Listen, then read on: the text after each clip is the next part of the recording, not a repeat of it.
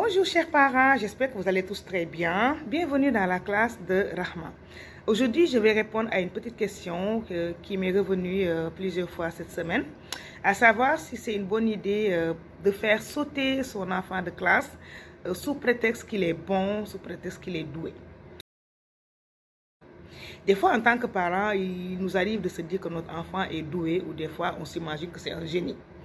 Bah, tant mieux, parce que si l'enfant est doué, normalement, ça doit prendre un diagnostic de douance. Et même ça, il faut savoir que ce n'est pas quelque chose de facile. Ce n'est pas comme une réussite qu'on doit célébrer. Oui, mon enfant est doué. La douance est lourde pour l'enfant. Parce que ça prend de l'adaptation, ça prend un programme particulier, ça handicape l'enfant, c'est pas facile pour l'enfant.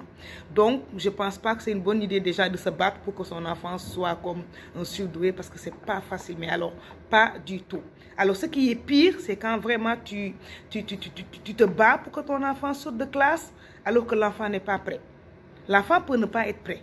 L'enfant peut être bon, l'enfant peut répondre parfaitement aux attentes de son programme cadre en cours sans pour autant être prêt pour sauter une année. Mais si tu le fais, tu vas briser un maillon de la chaîne. C'est comme si tu biaisais les bases de certains concepts. Moi, par exemple, j'ai introduit la multiplication en 3e année. Imagine-toi ton enfant qui quitte la 2e année, qui va sauter pour aller en 4e année. Alors, une fois là-bas, bien sûr, le programme cadre et l'enseignant vont supposer que cet enfant a déjà des prérequis en multiplication. Est-ce qu'ils vont recommencer la base de la multiplication avec toi? Non, ils ne le feront pas. Et puis là, c'est l'enfant qui va perdre. La plupart du temps, les parents se battent pour que leur enfant saute de classe, mais après, ils vont se retrouver à payer des répétiteurs, à avoir un enfant qui fait de l'angoisse ou qui fait de l'anxiété. Pour moi, ça ne vaut pas la peine. Laissons les enfants cheminer normalement en respectant leurs étapes de développement. Respecter les étapes de développement, c'est aussi respecter la zone proximale de développement de l'enfant. Chaque enfant a ce qu'on appelle la zone proximale de développement.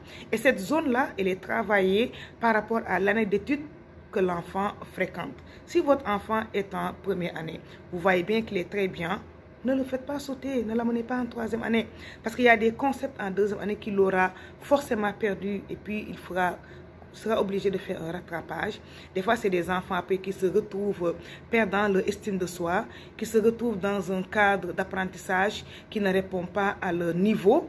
Et puis, bonjour les problèmes d'apprentissage, bonjour aussi les problèmes de comportement. Laissons nos enfants cheminer normalement. Ce n'est pas une course de vitesse, ce n'est pas une compétition. On y va doucement, chacun à son rythme et puis chacun aussi en respectant comme son étape de scolarité. Voilà, c'était ça. J'espère que les parents qui m'ont posé la question vont s'y retrouver. Je vous souhaite une excellente semaine. À tout bientôt.